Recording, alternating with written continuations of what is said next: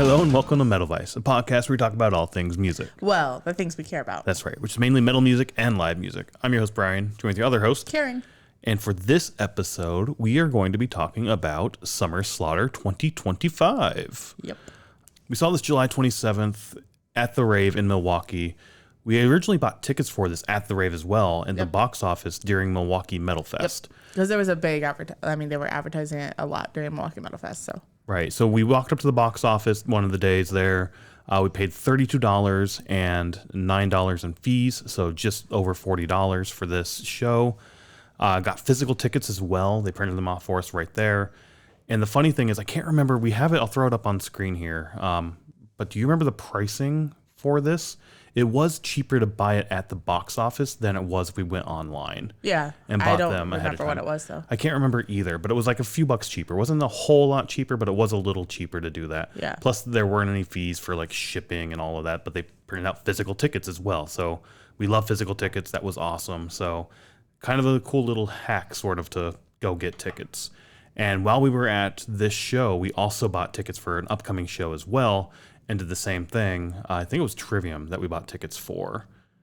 Oh, at Summer Slaughter? Yeah, Summer Slaughter. Yeah, we bought Trivium tickets, And you did a screenshot of those, and those were even cheap as well. Not cheap, but cheaper. Yeah, you saved like $10. Or and again, physical 15, tickets. Yeah. So, cool little hack there, I guess, to get yourself a physical ticket. Just go to the box office if the venue has one that's open. Yep. The Rave operates themselves. They're not like Live Nation or anything like that, so they do kind of do cool shit like that. But getting into Summer Slaughter, I remember this was announced last year. Not announced. I remember the announcement for last year's tour. And I can't remember what bands were on it. I remember looking at the dates, like nothing worked with our schedule, so we didn't go. So it was just sort of like out of sight, out of mind. Other than that, I don't think I had known about Summer Slaughter before last year. Yeah, I don't remember last year ever hearing anything about it, so. Yeah, I just remember seeing an advertisement about it and whatnot, and again, checking the dates and nothing lined up, so it's just sort of like out of sight, out of mind type thing. And then this year was sort of announced after it was announced that Jamey Jasta was taking over. Yep. Because I guess there were some people who were a little upset last year with the show, or with the tour. Okay. You don't remember all that? I remember the article about Jamey Jasta taking over, but I didn't know anything about last year or the year before or anything like that. Okay. The thing that I saw with Jamey Jasta was that he had success with Milwaukee Metal Fest, so they were giving him the opportunity to do Summer Slaughter. So I don't remember word for word what the article said, but that's what I remember. So that he was taking that forward. Okay. But yeah, clearly this year worked out for us, so we were able to go, and we did. The weird thing with this year, though, it seemed like every stop was almost a little different. There may have been a couple of stops on the tour that were the same bands and the same lineups and whatnot, but it really did seem like a sort of choose your own adventure sort of deal there. Yeah, and I don't know. I mean, like, I don't know anything about the previous years, like if that was common before, like if it was like, you know, if you go to these cities, you see these bands. If you go to these cities, you see these bands or not. Like, I have no recollection of this ever before, so I have nothing to like compare it to. Same here. And like I said, the article I saw was just sort of like, you know, Jamey Jasta's taking over, or I can't remember exactly if he's taking over the whole thing, if he like bought the rights to this or something, or more as you have said in the past of like, you know, Milwaukee Metal Fest did really, really well and Jamey's running that now, so maybe it was sort of like, well, that's doing well, try Summer Slaughter as well, see if you can help us out there. Yeah. Because again, I think last year wasn't the most successful year, and I think some fans had some upset comments about it. I think around the lineups, if I remember correctly, but I don't know all that much. Okay. But this did seem sort of a little hastily put together in terms of the lineups, and that could be why it seemed like every city was slightly different. But also, like, looking at the promo here, it was pretty straightforward. It's like, here's all the bands that are playing, and we're going to throw this up on screen just from their Instagram page.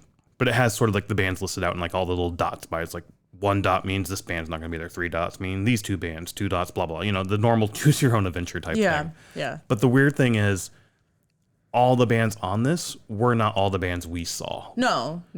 We saw 9 bands total that night. Yes, there was 9 bands. Yep. And doors for this were listed at 5:30, show starting at 6:05. Sort of a weird sort of announcement. Yeah. Well, and also during this, Malevolence was supposed to be on the tour, which was one of not the selling point for us, but it was like, oh, we like them. Like, let's see them again. I can't remember if I thought Gridiron replaced them, but maybe it was Fugitive. Okay. On some of the dates, we didn't get to see Fugitive, but I can't remember who actually replaced them. But we were supposed to have Malevolence at Milwaukee. Did we not see Fugitive on this show? Mm-mm. Were they on the bill? No. Okay. Not all right. us. I see. Not I see what Milwaukee. you're saying. Okay. Gotcha. Yeah. Gotcha. Okay. But yeah, like going into this, and even the announcement when they said the set times, not the set times, the doors and the show time, only again 30 minutes to get in and whatnot. But whatever, the Rave, it's pretty simple to get in and wander around and whatnot. But hearing that it started at 6:05 and there's 9 bands, I started getting a little anxious about that right away. Because, I mean, I was a bit tired. We went to Shinedown the night before with some friends. We had this show. We had Ghost a couple nights later. So it's like, it was a busy weekend, and I was just pretty out of it. I was very tired by the time this show rolled around. And it was 6:05. I'm like, fuck, if they're just going to have one stage. I really did think they were only going to have it on one stage, even though the Rave has multiple stages. I was wrong. They did have it on the bar stage and the second stage as well. Yeah. Well, we call the second stage, which is the second floor, smaller stage. Yeah. It's the second largest stage, I guess. Yeah, I guess if you want to say it that way. Yeah. And the bar stage being the smallest. Yeah. So there's a basement stage. There's a bar stage. And then right next door is what we call the second stage, which is just the second floor stage. And then they have the ballroom upstairs. So I thought this was going to be the ballroom. I did too, honestly. That's where I was thinking it was going to be as well. So I was like, there's no way they're going to have it in the ballroom and on the second stage with another band. But having it on the second stage and the bar stage did make it feel very similar to like Milwaukee Metal Fest. Yeah. Which was super fucking awesome. Yeah. I was glad that they did split them up onto multiple stages because that made set changeovers super quick. You just go right over to the next stage, they're playing. Yeah. And as soon as they're done, you go over to the other band, and it's like boom, boom, boom, boom, boom. Yeah. And I don't know what if this was always the plan to use the second floor stage and the bar stage, or if it was use the ballroom and use like the second stage or so. I don't know what the whole plan was. I do know like leading up to it, the Rave posted almost daily. I don't know about daily, but at least they posted multiple times a week. Milwaukee Metal Fest posted all the time. Hatebreed posted all the time. I'm sure the individual bands posted as well. It seemed like it was difficult for them to sell tickets. That's what it kind of came off as. Because normally we see like 1 or 2 posts for a show and not necessarily like constantly seeing posts about buying tickets. And I get that from like what you were saying, like leading up to like, oh, I don't think they're selling tickets that well. It's like, I think they're doing fine. The thing for me that sort of made me think they were doing fine is we get free tickets in the mail for the Rave all the time. Yeah. And it's sort of like the week before the show happens, like here's some 4 tickets or 2 tickets or whatnot for this upcoming show. And we'll get like 2 concerts in one little mail package and whatnot envelope. And that's what it is. A mail package. Mail package, yeah. But we get like that has sticky stuff that closes. yeah. But we'd get like 2 shows in there, 4 tickets each for like, here's a free show, come to the show. And we've even gotten tickets to shows we were going to that we had already bought tickets for. Yeah. And it always says on there like, this is free if you can get in. Like these might not be honored if it sells out. Like these are just free tickets. So we didn't get those for this. Otherwise, I would have assumed we would have got those. Again, I don't know how that functions and whatnot. I don't know if because it's Jamey and he does Milwaukee Metal Fest there every year, if there's some sort of back end deal in terms of splitting merch and splitting concessions with Jasta and the bands or whatnot. Like I don't know. So that could have been one reason why to do it or why not to do it. I don't know. But in any case, we didn't get those free tickets. So I was like, I think they're going to do fine. Otherwise, they would have sent out free tickets to everyone. Okay. That was my thought. Okay. But because it wasn't in the ballroom and it wasn't all that packed on the second stage either all night, that I was like, all right, it did not sell as well. But I think there was one point Jamey throughout the night was like, this was awesome. We'll be back next year. So it kind of made me think that, all right, they might come back next year for another one. Yeah. I mean, if we're going to talk about what Jamey said during Hatebreed's set, like there was the moment that he mentioned people didn't think that we could do this. It was, like we did work to get this to go, to happen, despite all odds. So it almost seemed like if other I don't know how other venues may be sold, like if it sold better in other venues or not. But I'm just wondering if people were like, or if some other cities were like, we're not selling enough, so you need to think about canceling, or, like we need to do something else on this. I don't know. But it almost seemed like even Jamey was kind of like acknowledging this year didn't go as smoothly as we thought, but we're going to come back next year. So yeah, and that could have what it is. Yeah, and that could have been that accelerated timeline of you can go ahead and run this. Now you have a month to put it all together and get advertisement out there and start booking and all that shit. Yeah. So, but in any case, I did think it went over pretty well. I think so too. Yeah, I mean, for the show that we got, obviously we've mentioned multiple times now in the last 5 minutes that it didn't sell it didn't sell out. It wasn't packed. To us, it didn't sell that well. Who knows what the back end, what they actually thought? Like, oh, this actually sold pretty well. Right. I'm just saying it wasn't packed. So, agreed. Because you mentioned when we saw that it was on second stage, granted, you weren't really in the right mindset to do a concert all night for 9 bands. But you mentioned, you're like, oh, if it's on before we even got there, you were like, if it's on the second stage, that's going to suck. Because, like, we've been there when it's completely packed on the second stage. Yeah. So, I mean, being on the second stage and having plenty of moving room, or, like, you could get out of the crowd, in the crowd, like, it was fine. Like, so those are my comments on it. Gotcha. So we pulled these all up on Setlist FM, all the bands we saw. Only Hatebreed has a set list up, so that's kind of unfortunate. I did want to add these to our playlist. Yeah, especially a couple of them. I was like, oh my gosh, I really, really enjoyed them. Maybe I'll message on Instagram to get their set list. But I mean, by that point, you're going to be five concerts in, and you're not going to want to go back and add them. So, and we could look at Detroit, which was either the night before or the night after, because I think a lot of these bands were at that one as well. And kind of pull what they have. But again, and typically we do that. We go to the tour because a lot of bands, when they're on a tour, they play one set list through the entire thing. Yeah. Maybe 1 or 2 songs will rotate and flip, but for the most part, it's the same set list every single show. Yeah. We did wonder, like, when we were going to record this, if we were going to treat this as a festival or just a concert. Because, like, festivals, we don't pull the set list to discuss on the podcast, but I guess Setlist FM kind of chose that for us. We don't have set lists for the bands, so except for Hatebreed. Hatebreed has a set list. So I guess getting into this then real quick, since you brought that up, would you consider this a festival? I consider this a touring festival, kind of. It's almost like seeing Chaos and Carnage.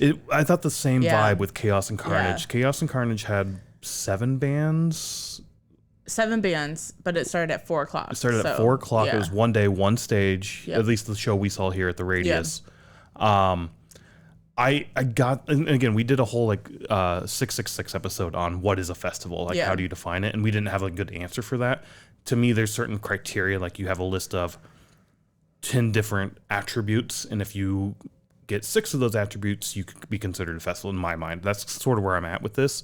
I don't know what those attributes are. I don't know what those numbers are. I haven't given it much thought since doing that episode. But I got the same vibe that this was more of a touring festival than Chaos and Carnage. Chaos and Carnage to me felt very much just a very big touring tour. Like a long concert. Yeah, like a very long concert.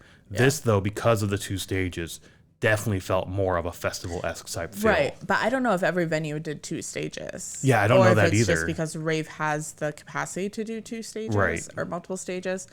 Or, because also, like, the 3 bands that were on the bar stage weren't listed. Oh, they weren't? They weren't. All right, on the announcement. So they were kind of like bonus for... So that's why I'm like, I don't know if maybe other cities only had 5 bands. Like 5 bands. Again, same thing as Chaos and Carnage, just a very long concert. Yeah. Which very well could have been. And just because of, as you said, the Rave setup and the abilities that the Rave has, all right, now we can throw in these other bands to come and play as well. Right. And then do extended times where you don't have to wait for the set list or the set change to happen, which I enjoy. I mean, we talked about that during Back to the Beginning, where I'm like, I like the constant music. The quick changeovers, like where it's just like constant, where other shows, it's like, okay, now the band gets done. Now you have 20, 30 minutes. So you're just kind of either standing there or like if you want to, I mean, we don't really buy beer and stuff that often. So it's like, Yeah. you're just kind of standing there waiting for the next band. So this was kind of nice to constantly have something happening. Yeah, agreed, for sure. But the first band we saw was Insight. Do you remember? What's that? I just repeated Insight. Okay. Yeah. I thought you were correcting me because I'm No. not sure if I said that name No, right I or just not. was like, yes, Insight. Insight was the one. This has been about a week now since we've seen this. It has been a week, yes. I don't remember the bands all that much. Yeah, so I have some notes for the bands, not all of them. So Insight had a very, very strong Lamb of God sound. Okay. They are from Phoenix. The frontman, just his mannerisms were so much like Randy. Like he was jumping off the amps and he was. I remember them now. Yeah, how yeah, he yeah. would get near the crowd and like how he was speaking and stuff. And he even used the phrase of, their Insight from Phoenix, goddamn Arizona, instead of Richmond, motherfucking Virginia. Same sort of thing. Yes. Yeah. So, and I talk about this all the time where like, I don't know if they got their like mannerisms from Lamb of God or not, but in my mind, it's like maybe he likes Lamb of God, and it's like, okay, this is going to be kind of my, stage, how I Stage act on presence stage. and Yeah, whatnot, like how I yeah. act on stage. We talk about it a lot with Slipknot Invented. I was just gonna say the same Yeah. thing. Like Griffin is Corey Taylor. a young, like he's his son. So yeah, Yeah. he's like a young Yeah. photocopy of Corey Taylor. Yeah. And his mannerisms and everything there. And same thing here with Insight is like Lamb of God's a great fucking band, and Randy is a great fucking front man. Like he's so good at that front person. Like his mannerisms, how he like gets the crowd engaged. He's so fucking good at that job. So if you're gonna pick somebody to mimic and kind of pull off of as influence, same thing with Griffin and Corey. Like that's a good choice to fucking go with. Yeah, yeah. So I remember that now. Like I thought the same thing. Yeah. And Insight, like I loved Insight. Like I don't know if it was just the first band aspect of, because generally I like the first band on most concerts. I'm not sure if that's what it was, but I mean, also they just had the Lamb of God sound, and we absolutely love Lamb of God. So I wish that they had a set list on here because we would definitely add it to our playlist. But I think I followed them right away on Spotify because I was like, I want to look more, like look up more on what they have or what their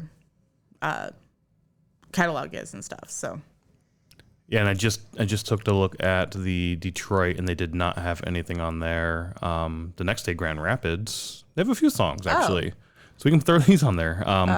Fuck With Me, Woke Up Dead, This Is War, Just a Rat, Lies, and No Money, No Forgiveness. And those might be the only 5 songs that they played. They didn't have a long set list by any means. Yeah, because they were the first band. So Yeah. we were joking when we found out that it started at 6:05, that it was like a baseball game where it's like, Oh yeah.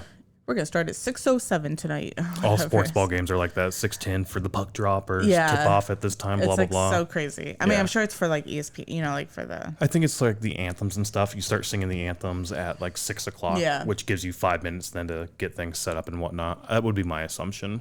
In any case, yeah, I vaguely remember Insight now. I'll have to definitely check them out more and listen to more of it. Oh, yeah, Again, definitely. They would. It's been a week. This night there was a lot of music. So, and I, as you had pointed out, and maybe I had said, I wasn't necessarily in the right state of mind at this show. At the beginning, toward the end, I got a little better. Yeah, you were so tired. I just remember like was you were exhausted. like, I am so tired, which is crazy because I'm like, I'm the one that's Yeah. exhausted. I didn't drink all day the day before. Anywho, the next band was Toxic Ruin. Yeah, so Toxic Ruin was on the bar stage, so like almost immediately. I think they were playing when we walked in there, so They I think were, it like yeah. just started immediately.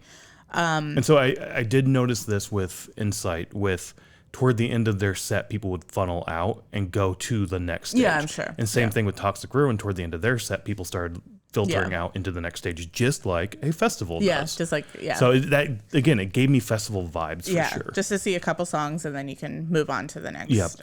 that you want to see. So Toxic Ruin, I believe we've seen before at Milwaukee Metal Fest. We have seen them before, Yeah. and I want to say it was Milwaukee Metal Fest too, but I can't remember when. Exactly, and I can't remember what year it was at Milwaukee Metal Fest. But the only notes I have is, well, they were on the bar stage, and then I just said the second song we heard, which obviously we don't have the set list. I think that was my whole point, is like, oh, on the set list I'll be able to tell what the name of the song is. But like the riffs were just so good. It was like it was the same riff that they played over and over and over, but it just got faster and faster and faster every time they played it. And I just remember picking up on that. And I wanted to know what that song was so that we could add it to our playlist. But we don't have the set list, so. And I don't see them on anywhere else on Setlist FM before or after. So. And it looks like that they played Milwaukee Metal Fest 2024. Yep. So, that's from Setlist FM. So. And again, I think we more than likely saw their set during. Oh yeah, no, I remember Metal seeing. For some reason, I feel like they were either on the second stage or even the ballroom stage early on the day. Yeah, that sounds about right. Okay, then we get to Snuffed on Sight, which was back on the big stage, the second stage, whatever you want to say. Yeah. For this, it's the main stage, I guess. Yeah, the main stage, sure. Yeah, for this particular show. So this was just the pig growl hardcore music that went like super fast. Like all the songs were just super fast with the pig growls. And they are the band that had the hype man off to the side. Oh, fuck, that's right. Yes. Yeah. I forgot about that. I don't know what that was all about, but he would just be jumping around. He would be showing T-shirts. It was just like, I don't know what your job is. That was fucking weird, I thought. Like the hype man aspect, and they definitely had sort of like a rappy aspect too, if I remember correct. Yeah, I think so, yeah. But I didn't get the hype man. I didn't enjoy the hype man aspect of things, honestly. We only stayed for a couple songs of theirs, and I think we went outside. We did, yeah. I wasn't the biggest fan of it. I'll have to check out more of their music. The name sounds like something I'd love right away. But that hype man thing was a bit like, what the fuck is this? Yeah. Like showing the T-shirts, trying to get people engaged. I'm assuming is similar to Machine Head, where it's like the fan that goes the hardest gets a free T-shirt type thing. So I'm assuming he was supposed to be the one judging and giving out the free T-shirt. Maybe. We didn't stay for the whole thing. We went out and got a soda trying to wake me up, and then a beer to, I guess, help wake me up as well. I don't know. Maybe that doesn't work so well. But we did go out there and hang out in the beer garden area they have as well. Yeah. It was a beautiful night. So it was, yeah. Then we saw McWaber. I'm not sure how to say this. MICWABER. Maybe I got the W mixed up in there. McWaber. That makes more sense. Yeah. So they were on the bar stage. Yep. The only note I have is loved them. You loved them. That's it. So I remember we came in there's like the main doors that's by the bar, and then the side doors, which we use a lot during Milwaukee Metal Fest because it's normally packed in there, so you can get in on that side door normally. By the main entrance. By the main entrance to the Rave. Yeah, and that's where the merch was for these two bands. Yes, yeah. So if you're in the bar stage, it's really cool because they have the posters from past shows throughout the years. Yeah. Like the announcement posters. Like, the handbills and whatnot. And they have those up in frames all along the venue in the bar stage, and it's cool just to walk around and see like, oh shit, Slipknot played here in 1999, Lamb of God played here, Megadeth played here at the Rave, not the bar stage necessarily. Yeah. But it's like, how the fuck did Slipknot play one of these stages? They probably didn't sell out the ballroom. They probably played like one of the smaller stages. They may have sold out the ballroom. In 99, I don't know, maybe. I bet that was one of the only times they played there. I bet so, yeah. But in any case, like, it's super cool to walk around and see that. And these two bands, or these three bands that were on the bar stage, had their merch set up back there in one of the corners, right by the Slipknot poster. I always go to try to find that. Oh, do you? I always find like the Lamb of God. So it's like 2007 or something. It's like Lamb of God, Shadows Fall, and Hatebreed? And Hatebreed, I think. Really? Okay. Yeah. And it's back by the soundstage, but I always look for that. But it's so funny. We both have a poster that we always are like, let me go find this. Right. So in any case, when you walk in those doors, those sort of French doors right by that entrance that you go through, as you come through the main entrance, it's going to be to your right. But as you go through there, the Slipknot poster's straight back in front of that. That's where the merch stand is. They had that up here, but you can also just sort of stand there and watch from the side of the stage into into what the band's playing. Yeah. Some bands will come over and play to the audience that's on that side. Sometimes they won't. But I can't remember. Is that where we stood for most of this? We stood. So we moved towards the center, or like not towards the center. That's the wrong way to say it. But we stood on stage left, right in front of the speakers. Oh, right. Okay. Yeah. So it seemed. So the people in front of us, there was like 4 women in front of us. I think that they may have been with the band. Just like how they were kind of doing photos and how they were kind of talking and stuff like that. They didn't really necessarily seem like metalheads, but it was more like they're there to watch. They're there to support and whatnot. Yeah. So I never saw them rest of the night. So that's one. Could have been. Yeah. So, all right. But yeah, I remember them on the stage. I can picture them standing on the stage. But other than that, like I feel so bad that I don't remember like anything else. So typically when we go to shows, and like I said, we add the set lists to our playlist, and that's how I go back and listen to bands. Remember them. Right. And if a band doesn't have something on the set list, I don't really go back and check them out again until I see them again at the next show. And I'm like, have we fucking seen these guys before? They look really familiar. This sounds really familiar. And it's like, oh shit, yeah, we saw them at such and such show way back when.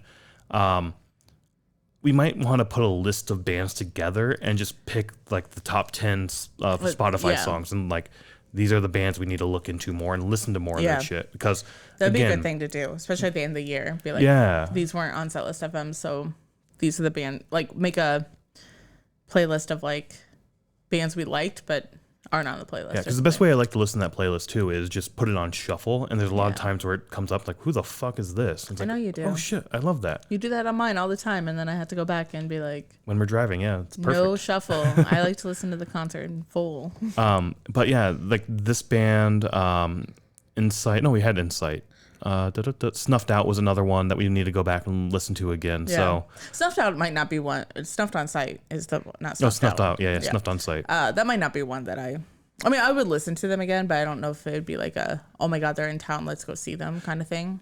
And again, it could be one of those, the live recording is different than the recorded aspect. Like the live aspect is different than recorded. So I do want to experience the recorded aspect now. It just was it was more hardcore, the way I remember. And hardcore shows are not my favorite. So fair. That's fair. That's why I'm saying like they probably aren't going to be one that I'm like, oh my God, they're in town. So I don't remember whole of Macabre, honestly, but you said you loved it. I'm definitely going to check it out more now.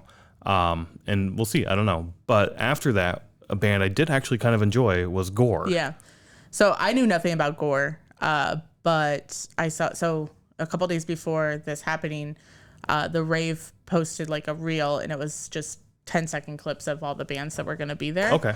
And the clip that they had of Gore, I was like, oh, first of all, I normally don't like female vocalists, but the clip that they chose of Gore, I was like, I need to see this. I was like, it is going to be amazing. So yeah, I was just super excited to see them perform. I remembered going in there and hearing her sing and hearing her vocals. We got there during a slower song. Yeah. Or like a more melodic part. But coming in and seeing them sing and seeing her sing is like, and hearing the growls and everything, it's like, holy shit, this is awesome. I do love this. And then in between songs, just her like joking and her banter with the crowd was just hilarious to me. Yeah, her crowd banter was kind of fun because I think what you were trying to say is like she's making fun of her being like a small woman with, like that doesn't have the death metal look or whatever. Yeah. But they are like a deathcore or like metalcore type band, and so she does the deep growls and the clean vocals very well, like very melodic. I mean, very well melodic parts as a female vocalist, which, like I said, I normally don't enjoy, and then can quickly go into the deep growls. So it's really cool to hear. So during her little banter in between, she's like, "Yeah, we're all here for death metal." Yeah. And like being like kind of sort of making fun of it, like a self-deprecating sort of making fun of, but also just having fun with it, like whatever. Like the music I sing isn't necessarily like every aspect of who I am. Blah blah blah. See, and I think it was going the other way, where it's like I sing this music, I enjoy this music. This is what I like to do. My face and body and everything doesn't go with that part. Yeah. That's how I took it. Gotcha. Is more of death metal is what we do, but I don't look it. Yeah. So maybe that's what you're trying to say. Yeah. You don't have to look a certain way to sing death metal. Yeah. So the other part of her set that I absolutely loved was she was like, and thank you Hatebreed for having us, or what, whatever, like saying thank you to Hatebreed, and then being like, I still listen to Hatebreed with my dad. And it's like, oh, it's dad metal. It was just funny because I mean Hatebreed's been around for 30 plus years now, so it's like, it's like I listen to this with my dad. It's like, yeah, they might be older than you are, sort of thing. But it was really funny. So, I mean, I did really enjoy their set, but I think this is when I left a little early from the set and went and sat outside. Yeah, to go get the soda that you talked about earlier. Well, we went out twice. We got 2 sodas. Maybe we didn't go outside that first time. Maybe I'm getting these confused. I only remember getting 1 soda. We got a soda at the bar, and then we got another one outside. I remember getting 2. Okay. Yeah. Maybe you drank one by yourself. No, you drank some too. Yeah, we sat outside for a while, and then I looked at the clock, and I was like, oh, Gridiron's been on for like 20 minutes. We should probably go inside. And check out the rest of their set. And check out their set a little bit. However, again, from that Rave video that was posted, I kind of got a connotation from Gridiron that I wasn't necessarily going to like them that much, because it was the video that they shared, the little clip was more rap hardcore. Okay. And I was like, not really my thing. So like, I want to check them out, but it wasn't necessarily like, oh my God, I have to see them, sort of thing. They do have a set list for the show after this in Grand Rapids, just like Insight. So they played 25/8 or 25/8, then 26/9, Talk Real, Trench, Poetry for Pain, Tombstone, Army of None, No Good at Goodbyes, and Mascot. I will be adding this and checking these out. I can't remember much of their sets. Oh, okay. I don't know. There's something about that I don't know. I just don't remember it. Yeah. I mean, we only saw a few songs, but it definitely was the hardcore type music. Like, I want to say, I probably say this wrong every single time when I talk about hardcore, but it's like the New York hardcore. Okay. But then again, it could be LA hardcore. I don't know the difference, but that's what I always think of as New York hardcore when I think of it. So maybe it was McAuber that they had the hype man, right? No. Snuffed on sight. Right. Maybe I'm getting Snuffed on Sight and Gridiron mixed up, because I do remember him, the lead singer here for Gridiron, having like the basketball jersey on. Yeah, the blue jersey. Yeah, and then he was in the crowd later during Hatebreed in the mosh pit. Yep, which was super fucking awesome to see. Yeah. But okay, now I'm kind of remembering this a little bit more. I liked it more than you probably.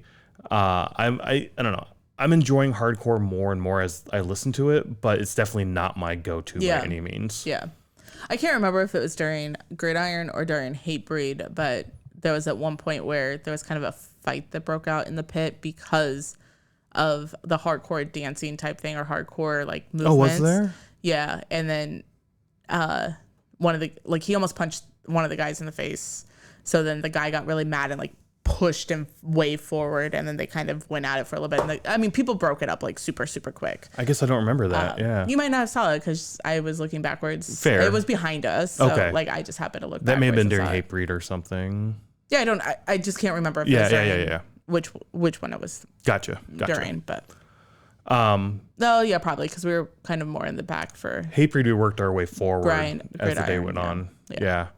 But we've seen that too at other shows where like the hardcore kids and like the normal, like on the boat last year, it happened a lot more than I thought it would happen. Yeah. Which was sort of like, what the fuck's going on here? And even like the artist would like come out and say like, dude, just let people have their fun. Yeah. Like everybody's here to have fun doing their thing. I do remember there being hardcore kids here as well. I'm not a fan of the hardcore pits either.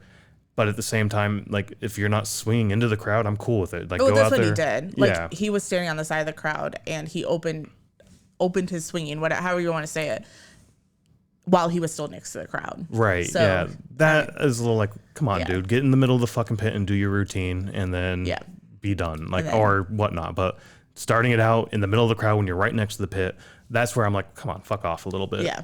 I'm not gonna fucking hit somebody for it, but yeah, I'm again. Just personally not my thing. Yeah. Okay. We'll throw Gridiron on the playlist. I'll give them another shot for sure. it's starting to come back to me now. They're set a bit. Maybe we should record this on like Monday. Yeah, Oh no, we were in a hotel on Monday, so we couldn't. We try to record these as soon as possible so we don't run into this. Yeah. Well, I forgot that band. I forgot this. So, and we've seen a couple shows since then, so it doesn't help either. Anywho, the next band was Mulder, and they were the last band on the bar stage. They were. So we were on stage right this time near the speakers. Okay. Kind of close to the stage. Kind of, I mean, from a Milwaukee Metal Fest perspective, we stood basically where we stood to see Of Sulfur. Okay. If that rings a bell for We were you. pretty close to the main, like being on rail, but there's no rails, There's just no on rail. the stage. Yeah, so we're being like on second stage, row back, basically. All I have is that they're a band from Joliet. Okay. I know that They really didn't helps say that us during much. the set, did they? Did they? Yeah, Okay. Yeah, they did. So that's all I have. I can kind of picture them on stage. This is really, really bad. Like this is, again, like what you just said, that we like to record soon so that we don't forget things, but nothing too spectacular that stands out to me. I do remember being like, oh, let's go back to see Bleeding Through. Because I think the times overlapped like 10 minutes or something like that. And I was like, let's see. I mean, we probably stayed for like 4 or 5 songs. And then we were like, let's go see Bleeding Through. Yeah, and I really wanted to see Bleeding Through again because we saw them on the boat, and I really liked them on the boat. Yeah. Which I'm not wearing my boat vest. I did wear the vest to the show, and Yeah. I was kind of kicking myself because I wore the first year's boat because it had Hatebreed on it. Yep. I've already worn that to a Hatebreed show, so it's like I should have worn year two because I had Bleeding Through, and it's another band I can check off. Because the goal is to see every band that's on the vest outside of the boat at least once, and then maybe retire the vest and move on to the next one. I don't know. We'll figure that out. But I didn't wear the Bleeding Through vest, the year 2 vest, so I was a little upset about that. But I was super excited anyway to see Bleeding Through again because I enjoyed their shit. But they were having technical difficulties. They were, yeah. This is the only band that went on late. They didn't really say what their issues were, but like you could see people going on and off stage with cords and stuff like that, so you kind of know that what's happening. I did think it was a cord too, because a guy came running on with a cord and like hooked it up to an amp and then ran it over to a mic, I want to say, and then tested and like, all right, this works. So scrambling backstage to find another cord or some shit. Yeah. But yeah, there were definitely some technical difficulties going on there. I think I put that they were 20 minutes late. Is that what it Let me was? see. Yeah, 20 plus minutes late. So we could have stayed for all of Mulder then, but we could didn't have. know. We didn't know. Yeah, we didn't know. As soon on the boat, I couldn't really picture them, and that's really like I just couldn't picture like what they sounded like or anything like that.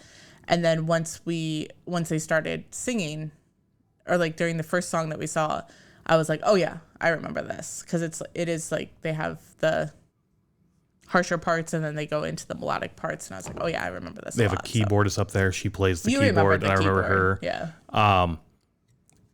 They do have set lists up for the day before in Detroit and the day after, and I think they're the same, but the one in Detroit was Love Lost in a Hail of Gunfire, Orange County Blonde and Blue, Dead But So Alive, Revenge I Seek, For Love and Falling, Lost in Isolation, and Kill to Believe. So I'm not sure if I'm going to throw this particular band on the set list. So because they started late, they got their set cut short, I think. Yes. No, I think they did. Yeah. Because they said we have 2 more songs, I thought. Just give us 2 more songs to play. And it's like, no, you're done. Yeah. And it's like, all right, fuck. I remember really, really enjoying their set. I wish, technical difficulties and whatnot, that it sucks. So at least we got to hear some of their music. I'm assuming the Rave had a cutoff for Hatebreed, and that's probably why they were like, oh, you can't finish your set. I think like, so. We need to get We're Hatebreed on the stage. Strict schedule and whatnot. So if I do put the set list on there, I might just cut it short at For Love and Falling. Because they said 2 songs. 2 songs. So those last 2 songs. And I think those were the last 2 on both of the Michigan and the Detroit. So I guess Detroit's in Michigan. Grand Rapids. They're both in Michigan. Yeah, weird. How about that? So they did Michigan. I wonder if they took the Michigan. ferry over. No, they probably did not. That would have been fun. There's a ferry between Grand Rapids and Oh yeah, I said Chicago. I meant Milwaukee. Milwaukee. So we're in Chicago. We saw this in Milwaukee. It makes sense to take the ferry over. Yeah, but I doubt if they did. I don't know. It'd be cool. Anywho, That was Bleeding Through. Bleeding Through was fucking awesome. The little bit we did get to see. Yeah, I want to see them like for their show or Yes. like another show where they could play the whole thing. So They put on a really fun show. I love the sound. Yeah, I like the like melodic metalcore type, deathcore type songs. So yeah, I want to see them again. For sure. But then we get into Hatebreed, and this actually does have a set list. This was the only one on Setlist FM that has a set list for the Milwaukee show. And Hatebreed played a grand total of 20 fucking songs. They played a long time. So they only played for 50 minutes, I think. Oh, really? That's it? Yeah. But Hatebreed songs are shorter. Because remember, even we saw them at Slayer, and they only played for like 30 or 40 minutes, but they played like a long set there, too. Or 12 songs, yeah. Yeah, so I think some of their songs are just a lot shorter, so it, breaks it up like that. So yeah, so I'm wondering also how many of these we'll be able to add to the set list, because we don't add duplicates, and we did have the Slayer show as well. There's a few that are duplicates. For sure. Yeah. But why don't you read off their set list for us? I Will Be Heard, Make the Demons Obey, Tear It Down, To the Threshold, Serve Your Masters, Perseverance, This Is Now, Destroy Everything, Driven by Suffering, Before Dishonor, Hollow Ground, Empty Promises, As Die Hard as They Come, Seven Enemies, Smash Your Enemies, In Ashes They Shall Reap, Last Breath, Proven, Live for This, and they ended with Looking Down the Barrel of Today. As I said, a long set for them, or in general, just a lot of songs. It was fucking awesome to see. Yeah. I didn't realize it was only 50 minutes that they played for. Roughly. I feel like they played more songs here than they did for their 30th anniversary show. Their 30th anniversary show, we did see that here in Chicago, and that seemed short. Yeah. For sure. Yeah. We did get the Ball of Death again. That was awesome. We did. I wasn't sure if we would. And we didn't get that at the anniversary show. Yes, we did, didn't we? I don't think so. I can't remember. I thought we did. We got it the week before at Milwaukee Metal Fest. Not Fest. Yes, we did. Yeah. Okay, maybe not. I don't know. But it could be just because Concord, the ceiling's so short that like the ball might not fit between. Maybe. I'm kind of remembering now. We might not have got that. Yeah. But I was also thinking the same thing here at the second stage at the Rave, is that it is taller, but it's still like not tall enough, I think. But no, they brought the Ball of Death out, and it bounced around quite a bit. It was really cool to see. Yeah. It was really fun. That was in that small area. It was really fun with the Ball of Death. And the thing that I remember, because at Knotfest Iowa, we didn't get to touch it. And at Slayer, we didn't get to touch it. We were way in the back, so we just got there when they started. But the thing that I realized is compared to the Metallica balls that they drop, it was light. Oh, really? Yeah. I only got to hit the ball once. I love when they do the giant beach balls and shit, or any beach ball, honestly. I'm always wanting to like hit the beach ball and help bounce it up and whatnot. So I only got to hit this one once, and I don't know, it was a beach ball to me. I didn't feel like it was light or anything. I just feel like the Metallica ones were like really heavy, and this one was like so light. I don't know. Oh, interesting. Yeah, I don't. Okay, cool. Maybe it's just the material or something. Maybe. So. But it's still fun. I love the Ball of Death. What so happened much. to it? I can't remember. Like I was kind of trying, because it went on for a while even after. It went on a lot longer than I thought. Normally, especially here in the States, when they shove out those giant beach balls, people like pop them right away and like snag them up and take them as like souvenirs. But this one stayed out for a couple of songs, I think. Yeah, it did. And I just couldn't tell if if somebody from the crew grabs it or like what happened. I was trying to watch it, and then I kind of just watched the show and kind of stopped watching. Yeah, eventually it just sort of disappeared, and I can't remember what happened to it. Yeah. I was watching the crowd. I was watching the band play. I don't know. And Jasta put on like a normal Jasta performance, always up there just grinning ear to ear in between songs and just having a great fucking time. And during his performances, when he mentioned everything about Summer Slaughter and like getting it together and everything that we talked about at the beginning, he didn't come out during the show to say that it was all during his or during the Hatebreed set, not his set, but Hatebreed set. The Hatebreed set, yep. Mentioned Milwaukee Metal Fest again. He did do that next year, and that's coming back next year. Yep. Like, how about this band from Milwaukee Metal Fest? And he did the same thing. For the pre-party. Yeah. Both times we've gone to the pre-party where it's like, what do you guys think about this band? Should they come and play Milwaukee Metal Fest?